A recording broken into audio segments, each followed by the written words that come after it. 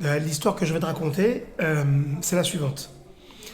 Moi, je suis arrivé au club d'escalade en 1995 et l'idée, c'était de pouvoir faire de l'escalade pour les adultes et pour les enfants.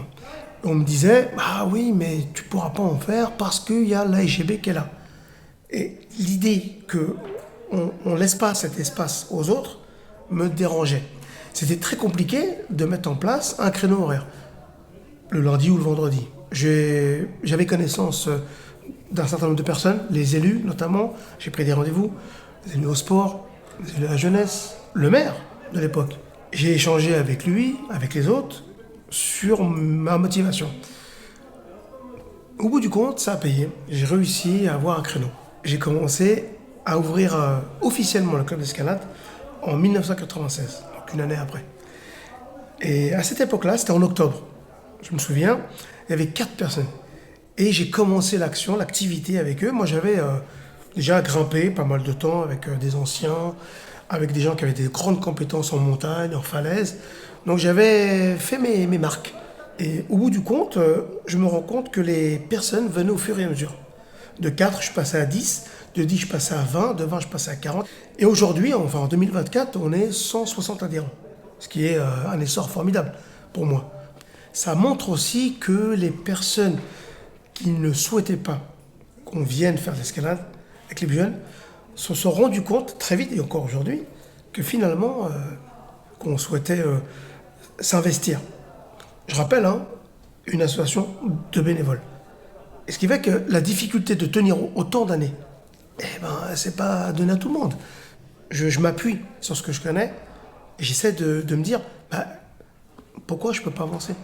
Même quand il y a un obstacle, ça veut dire que ça ne m'empêche pas de me dire, il faut que je fasse machine arrière. C'est l'inverse. Je vais penser à ce qui va se passer après l'obstacle. J'ai une espèce de montée d'adrénaline qui me dit, j'anticipe les situations. Je me dis, s'il se passe ça, j'ai 2 ou 3 scénarios en tête. C'est tout le temps comme ça. Et pour tout. J'ai, comme on dit, hein, j'ai toujours un train d'avance. Tout le temps. Et pour le coup, oui. Je pense que s'il n'y a pas de motivation, on ne peut pas fonctionner. On peut avoir des compétences, mais les compétences, il faut qu'elles s'accompagnent de motivation. Parce que les compétences seules ne vont pas suffire. Je me suis investi. L'équipe actuelle s'est investie. Les équipes d'avant se sont investies aussi pour continuer à pérenniser cette action-là. On a plus d'enfants au niveau des effectifs que d'adultes. Quand je dis enfants, c'est moins de 18 ans. Dans ces actions qu'on menait, qu'on mène encore actuellement, on n'est pas là pour avoir de l'argent, on est là pour faire partager notre passion. On continuera à faire partager cette passion-là parce que les personnes qui viennent ont trouvé de quoi nourrir leur passion.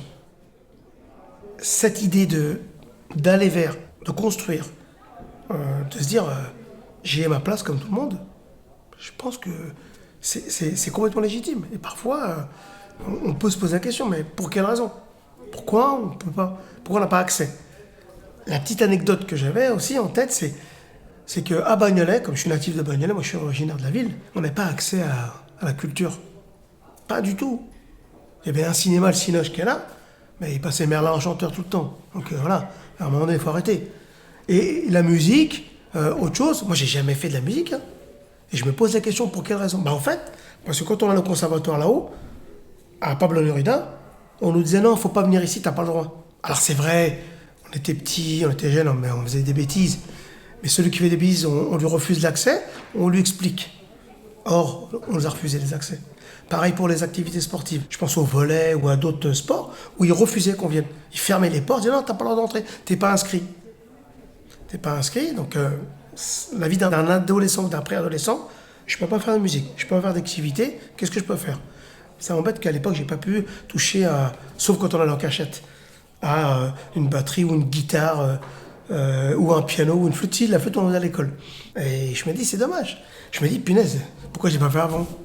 Pourquoi j'ai pas pu le faire avant? Les filles, les gars qui sont avec moi bénéficient aussi de ce qui s'est passé par l'époque. Ils bénéficient de ce que j'ai vécu. Ils bénéficient de l'histoire. Et de mon histoire, ils produisent leur propre histoire.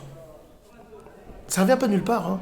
le mot, les lettres escalade et loisirs pour tous, ça vient pas de nulle part. Pourquoi j'ai appelé escalade et loisirs pour tous? C'est pas pour rien. Si c'est le pour tous, c'est que je veux que tout le monde vienne. D'où on vient, qui que ce soit. Personne handicapée, personne de couleur, d'origine, diverses et variées, de tel genre, j'en ai rien à faire. Ce qui m'intéresse, c'est la motivation des uns et des autres. Et pour le coup, ça fonctionne très bien.